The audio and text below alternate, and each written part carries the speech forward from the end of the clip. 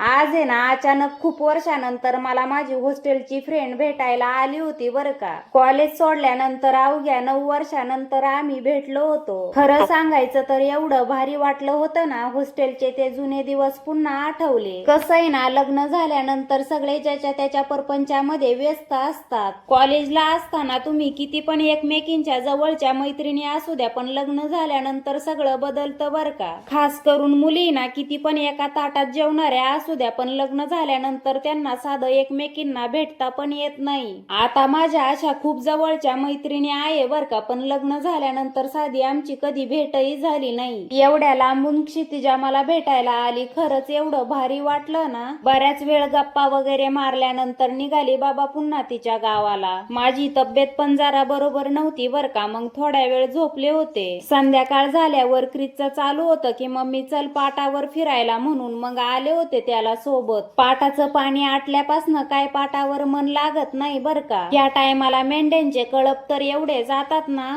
बसलेच होते निवांत, तर पाटाच्या पलीकडे दिसलं एक बेलाचं झाड. मग क्रिशला म्हंटल चल तुला बेलाचं झाड दाखवते. पाटाला काय पाणी नव्हतं, मग धरला शॉर्टकट आणि गेलो पाटाच्या पलीकडे. बाय बाय असलं डेंजर गवत उगलेलं होतं ना तिथे. असे तरी 3-4 बेल पाडले आणि आलो बाबा घरी निघून. आता उन्हाळा चालू आहे त्याच्यामुळे जास्त काय रसदार नव्हते बर का. पाण्याच्या ठिकाणी असले ना की खूप गोड लागतात. आता हे बऱ्याच वेळची फोडत होते बर का, पण मला फुटत नव्हतं. पूर्ण पिकलेलं नव्हतं बर का, त्यामुळे एवढं छान नव्हतं लागत. संध्याकाळ होत आलेली होती बर का, आणि स्वयंपाक पण करायचा होता. डॉक्टरनी काय मला भाजी पोळी खायला सांगितलेली नव्हती, मग माझ्यासाठी थोडीशी डाळ भात बनवला होता. इकडं पोरांचं झालं होतं भांडण, त्यामुळे खुशी आली होती रुसून माझ्याकडे. मग तिला कसं तरी नादी लावलं आणि केली बाबा स्वयंपाकाला सुरुवात. आता सकाळपासनं गडबडीमध्ये माझे कपडे पण वॉश करायचे राहिले होते. मग कुकरला डाळ भात लावला आणि गेले बाबा कपडे वॉश करायला.